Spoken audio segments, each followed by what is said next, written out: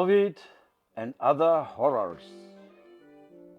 As we all know from the Carnival of the Animals, from a composer called Camille de Saint-Saëns, all the animals on this earth meet every few years. I'm Pero, and I tell you what happened in the year 2000 when they met again. A terrible disaster awaits us. Our beautiful, rich and wonderful world is turning into a narrow gauge, shrinking planet, maybe even into a desert, said the migratory birds that get around in the world the most. The losses of animal species and plants altogether will soon amount to 1 million. 1 million of the species are about to be extinct forever. 1 million of the estimated 9 million. Our entire existence is at stake. We need to cooperate with each other for life as we know it to persist. The exotic species are especially threatened and require a customized habitat. The others are shocked and ask, why? What happened? A stork points up with his head to the left, at right, up, down. Look around, the people. Why? What did they do this time? Asked the butterflies. Back in the day, it was enough for them to kill and eat some of us, says the prince of the wild boars. We got used to that. It's much worse now that the people destroy meadows, fields, and even entire forests to make room to grow their monoculture like wheat, rapeseed, corn, palm trees, soy or sugarcane, so they can feed or breeding relatives, the pigs, or generate energy. In short, it is to keep up their luxury lifestyle.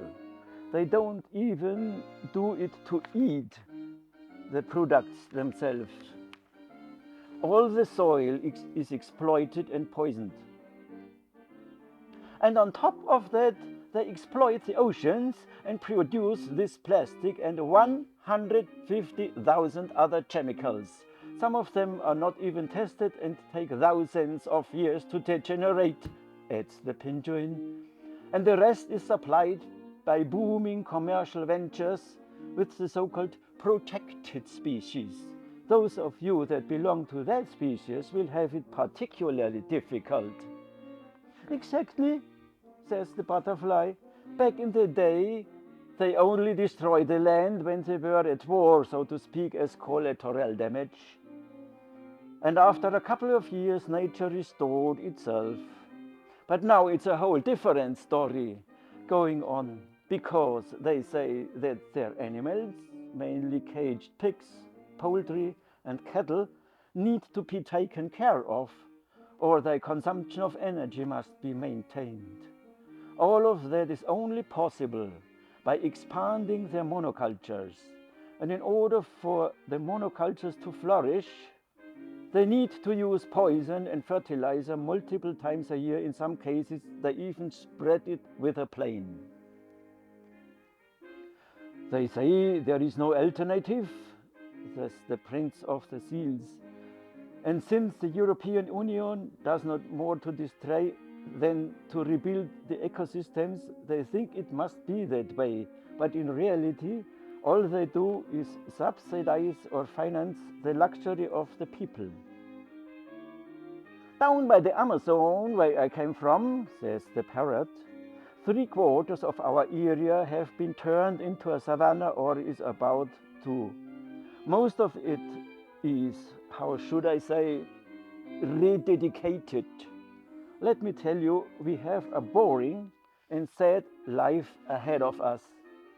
Do you have anything to object to? Everyone was quiet and didn't say a word. A peregrine falcon takes the word. There are tomtits that can fly silently. They could become our saviors, and the bats, they can fly and bite. Two ducks reply, they can't do more than we can fly and waddle. But we can swim, we are the all-rounders. You didn't notice that, did you? Maximilian, the king lion, the one leading the gathering, is irritated and thinks about what this is supposed to mean. But before the protest of the swans, icebergs and great crested grebe begins to develop due to their ability to be in the air, on the ground and in water, the gorilla interrupts. Calm down and be quiet. We can't afford to fight. Are you insane? Don't you understand that we are endangered? We are under imminent threat. Everyone, save us the nonsense and the vanity. Okay, so what's up, bats? Can you do something? The bats look at them skeptically. How we are infested with germs. We have gotten used to it, but that's nothing special. That's what it's about, though, says Maxwell, insisting on his idea. You must contaminate humankind with your viruses. That way they will have a huge problem. The king of the bats shakes his head and explains to the mammals, all of the animals that are nurtured through their mother's breasts.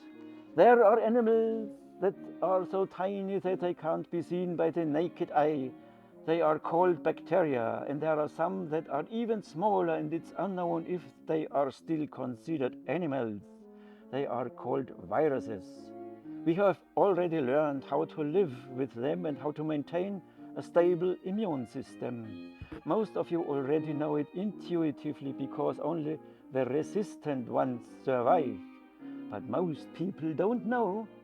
No, in fact, they do everything to maintain a low level of immunity and remain vulnerable. So it would be so easy. The speaker of the bats takes the stage after a short consultation break. Okay, if it is for the good of all of us, we will sacrifice ourselves. We are ready to do it. No happy end. 20 years later, at the next gathering, Maxwell tells the animals, as we already figured, our plan with the bats did not work out as we had intended. The people did get infected, but instead of copying us in building up a better immune system, as we have done for the past 10 million years, they locked themselves in the comfort of their homes. And no one told them that most of the damage is caused by consuming their degenerated nutrition. From cultivation, rearing and transportation to the final consumption. The Roman snail says, just in between January and December 2020, the population on Earth grew by a number of 82 million. They still talk about dramatic losses because most journalists like to walk around like chicken with its head cut off.